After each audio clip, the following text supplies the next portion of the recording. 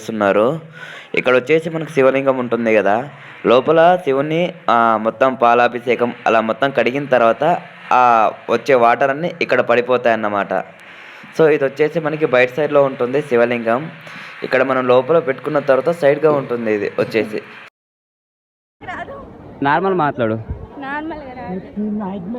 ఫైనల్‌గా దర్శనం అయితే కంప్లీట్ అయింది కాబట్టి ఇంకా వెళ్తున్నాం. పక్కన మౌంటైన్ ఉంటుంది మనకు అటు కనిపిస్తుంది కదా బ్యాక్ సైడ్ వెనకాల మౌంటైన్. ఆ మౌంటైన్ ఎక్కడానికైతే వెళ్తున్నాం మేము ఇప్పుడు.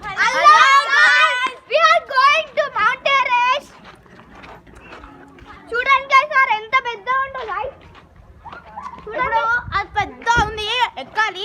చాలా అడుగులు ఉంటాయి. ఒక నాకు తెలిసి 1000 అడుగులు ఉంటాయి. 40 హాఫ్ అన్ అవర్ ఆడికెళ్ళేదానికి